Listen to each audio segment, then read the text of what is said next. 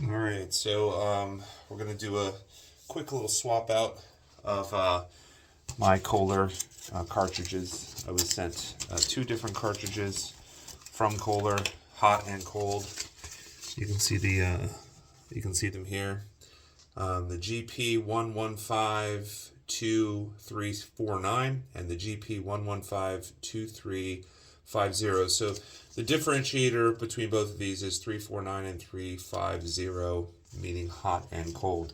So I didn't see any videos on this kind of setup where it has the split handles, but this is the Kohler Katun, Katun. I'll have all the information in the description, but basically this is a pretty simple swap. These are the old cartridges. You can tell by kind of some of the vanilla looking colors here. It doesn't necessarily designate these as hot or cold, which caused me some problems you all can avoid. But this is what I'm swapping out. You can see it's got this specific teeth on the front there that ensure that it's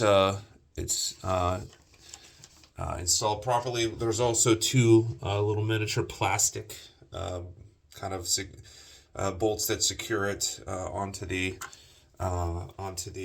bracket. So what you need to remember, obviously, turn your water off. Luckily, I did this correctly from the beginning, so I didn't have any water spraying everywhere. First thing we're going to want to do with these perfectly square kind of pieces here is really start to just rotate them like this. We're going to be turning these. We're going to be turning those counterclockwise.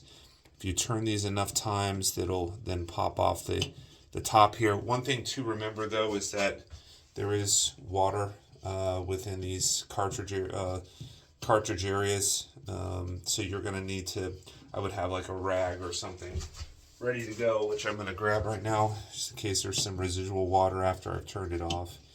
So as I continue to twist counterclockwise on this base, takes a little while, but eventually you'll pop it out, and then what you're going to see there is the cartridge.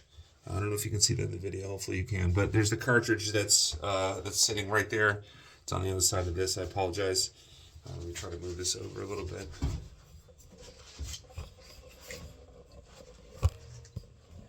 There you go. So you should be able to see that now, but you'll see the cartridge right here.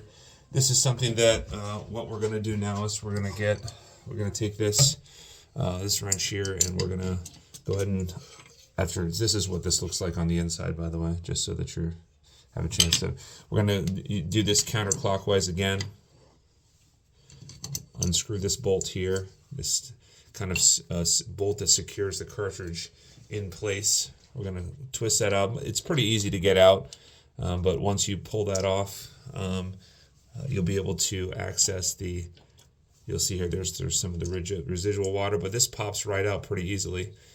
There's the water, so you just you can pump this out. I have a little pump over here, but I'm not going to do it right now. Let some of the residual water come out, and then what you're going to want to do is just take this and swap it out with the. You can tell the difference in the color, by the way. So here's the old one here, this vanilla kind of. It looks like it's been discolored. This is brand new and kind of much cleaner.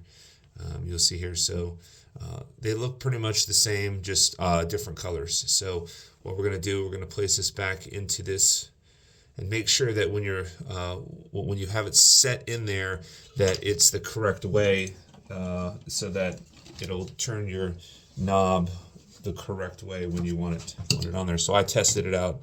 So turning it on, turning it off. That's not exactly where I want it to be, so I gotta situate that. I'm gonna turn this around all the way to the other side, put it back in there. So now we're gonna situate this. There you go. There's exactly what I want. I want it to pull forward to turn on, push back to turn off. So that's as simple as that. So that's that one. We're gonna go ahead and put this bolt back on here. This situates really easily into the housing, so not difficult to do at all. But you want to make sure that clockwise and you tighten this up really good, because the water will leak below if you don't tighten this bolt up really good. You don't want to break it though either, because it is plastic. I'm sure why they don't make metal ones. But so putting this back down, you'll notice again. Let's see here. You got to situate it once again so that it matches exactly how you want it to be. On and off. Hold the bottom part on, straight, off. So then what you're going to do is you're just going to twist clockwise once again. And you're going to get this. You probably want to clean up some of this water though before I do that. That residual water is kind of a pain. But yeah, so you're gonna go counterclockwise or clockwise to tighten it back up, counterclockwise, lefty loosey, righty tighty as always. But you will be doing the same exact thing on the other side. So this is not incredibly difficult of a swap out. I had some low flow issues, and this is kind of the first step that Kohler wants you to take when kind of trying to fix the problem. It didn't really fix my problem, to be honest. It did improve the water flow, but as you may have seen on other videos, if you real quick, once again, when you get to a tight place, you're going to want to try to match this up so it's perfect. On, off. I'm going to match this up to, it's not exactly perfect, but you get the idea. So if I turn the water on here, it's going back up. Turn the water on just that side. Water's on. Notice nothing is coming out because it's in the off position. But what we're going to want to do here is test it. There we go. The flow is much better than it was before. This isn't super impressive, but I've already replaced the filter or the aerator here. I've already replaced that with a brand new one. So that also wasn't the issue, but this is a much more consistent flow. You'll see that this one's completely off. But the idea really on the other side is to do the same thing, is to just unscrew this piece here and replace the cartridge, and then also, obviously utilizing the new bolt that they provide to you. Here's once again the two. Here's the two different model numbers here. So the difference once again is that the last three numbers, 349 and 350. It doesn't say on here which one is the hot cold, but you probably can figure it out yourself. One mistake I did make is that I had the cartridges incorrectly placed. And what that does is it doesn't allow you to put your handle in the right positioning. So it was basically pushing backwards to turn on and coming to this position to turn off. So you have to make sure your cartridges are in the right location. So then that it turns on the way that it's supposed to turn on. I'm gonna turn this one on as well. So we put the water pressure on that one. All right, water pressure on. In the off position, good news, no water's coming out. But as you can see, this is not super impressive. It's not bad, but the next step in this process, and I'm verifying it with this particular Kohler Katun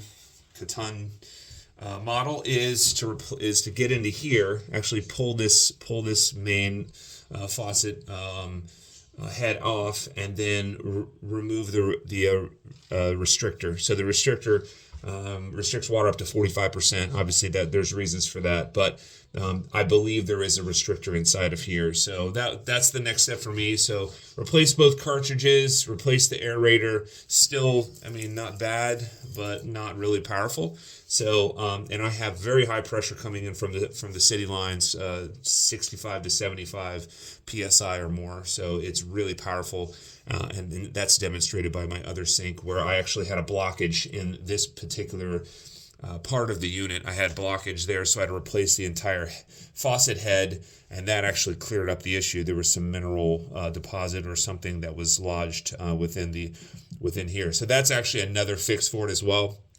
Obviously, you want to check your pressure coming in. That's number one. I had a plumber do that on this particular sink. Everything's great. So there's really four different things: the cartridges, the flow restrictor, any debris that could be caught in here is another potential issue for low flow.